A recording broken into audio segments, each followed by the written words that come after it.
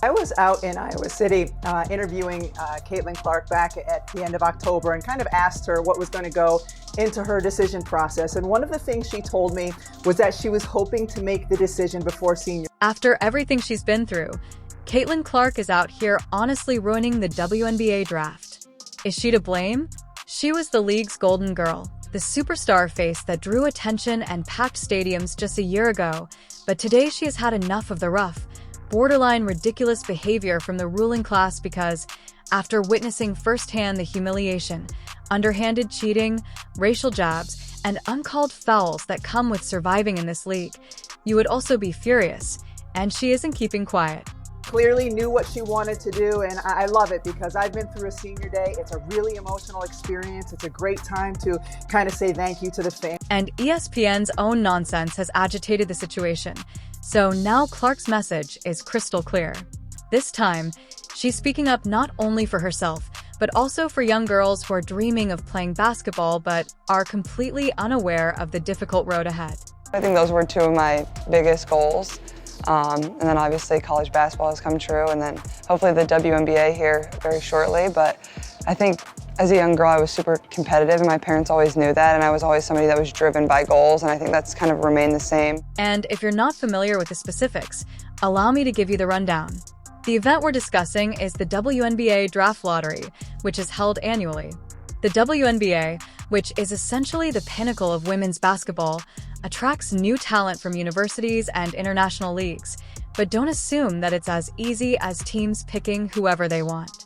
So look at her assist numbers. She's 6th all-time in assists. This year she's leading the nation in assists. Oh no, that would be far too simple. Instead, we have this crazy lottery system. Think of it as a game of chance, but with sky-high stakes. Teams are vying to save their sad franchises from the basketball abyss. For them, it's more than just a game. It's a matter of survival. Clark is the best offensive player that we have seen in the history of the women's college game. And then everything else that encompasses what she is doing in terms of growing the game. Things we've never seen on the women's college side, not only selling out all her home games, but on the road as well. Why do you ask? Because receiving a top draft pick can completely transform your life. If your team has been a complete bust, winning only enough games to keep supporters somewhat awake, you need that first pick badly. We're discussing the type of selection that might bring you the next for these faltering organizations. Caitlin Clark is a player that not only plays well, but also lights up the scoreboard and makes your team irrelevant. It's similar like discovering a diamond after years of rock digging. It's hope, a chance for redemption, and let's face it, the only thing preventing their fan following from deserting them. I haven't quite seen a phenomenon in terms of the attention that Caitlin Clark is getting in the women's college game. Now, let's examine how this bizarre lottery system actually operates. It's kind of ridiculous that 4 teams are vying for the first pick, but it's not just about how bad they were the previous season. Nope, you have to be consistently awful over the previous 2 seasons to have a reasonable chance. The Los Angeles Sparks have the best odds because they've had a few seasons that make any diehard fan cry into their nachos. But don't celebrate just yet because there are no guarantees. A lottery machine is used for the actual drawing. It is essentially fate, but turn it into a sport with 14 numbered balls and a ton of sweating executives.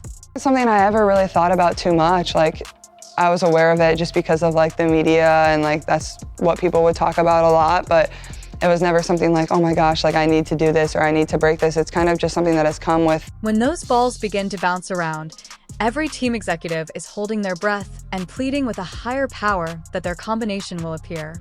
Only the top 2 picks are then determined in this manner. And whatever luck is left, if you don't make the top 2, you'll have better luck the following year because hope is a delicate thing in this league. Look at the WNBA. They have been playing in front of 300 to 400 people a night for a quarter of a century. However, it's about dreams, not just luck. A desperate need for change, and teams holding on to the hope that a miracle player could change everything. Just take a look at Caitlin Clark, who entered the game and completely changed the course of Indiana Fever. Now, every struggling team is crossing their fingers in the hopes of finding their own savior, but the truth is that players like Clark don't just appear every draft. Even with the lottery gods grinning, there is no assurance that a pick that changes lives will be selected, but that glimmering hope that it's all worthwhile. For somebody that don't watch WNBA basketball, to have women dunking on other women would definitely bring more excitement to that game. Therefore, don't assume that the WNBA Draft Lottery is just about bringing in new players. Rather, it's a lifeline for these teams and an emotional roller coaster that might change everything. A last-ditch effort to remain relevant, and occasionally, the only hope that sustains certain franchises due to a few numbered balls determining their fate. Playing basketball to dunk? Like, I'm not sure. As for the 2025 WNBA Draft Lottery, where desperation is practically leaking out of every team executive's pores, let's start with the Los Angeles Sparks. Do you recall the team's glory days, when they were a dominant force that dominated headlines and stacked championships? Well, those days are long gone, and the Sparks are currently in serious trouble with a record over the last 2 years that is worse than a turnover in the last seconds of a game, with 22 wins and a stomach-turning 55 losses this season alone.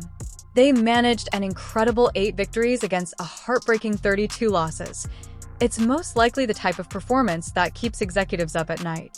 The Dallas Wings, on the other hand, aren't exactly flying high with only 9 wins and a brutal 31 losses in 2024.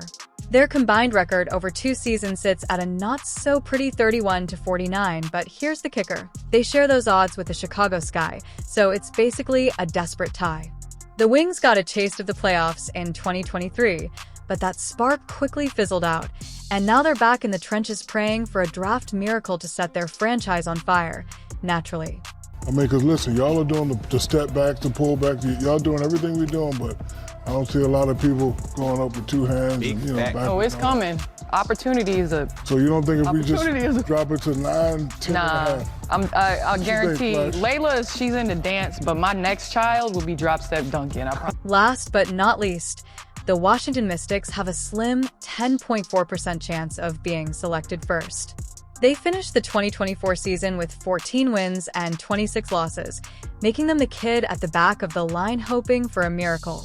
A year ago, they were contenders for the playoffs, but now reality has hit them hard and they don't have much of a chance. Let's face it, though, they know they have an uphill battle. So, the 2025 WNBA Draft obviously is headlined by Paige Bueckers.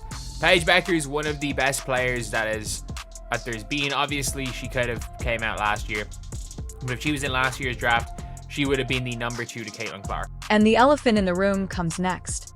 The name Caitlin Clark alone probably makes these teams shudder. She was selected first overall in 2024 by the Indiana Fever, and wow, did she deliver. Clark didn't just play, she transformed the game, pulling the Fever from the brink of obscurity and making them a team that everyone wants to watch. She has the superstar aura and game-changing presence that every franchise aspires to, but the worst part is that she won't be available in the 2025 draft. Sorry, lottery teams. The rest of the league is left staring at an empty field as the Fever has already reached the jackpot. Greetings and best wishes for success with this upcoming group of gifted individuals. The Mystics with a 10% chance with number 1. LA with 2. We had Dallas at 3, Chicago at 4, and then obviously 5 through 12 are all the same. So, however, the harsh truth is that players like Caitlin Clark don't play for the Los Angeles Sparks every season. Although it's unlikely, Dallas Wings, Chicago Sky, and Washington Mystics are all crossing their fingers in hopes of landing someone who could make even half the effect Clark did. Every struggling franchise is now wondering if fate will be kind to them or if they will have to continue to grind in mediocrity because even though the 2025 draft will undoubtedly have stars expecting another Caitlin Clark, that's like expecting a lottery win, and we all know how that usually turns out. Clark set the bar so high that it might as well be in orbit.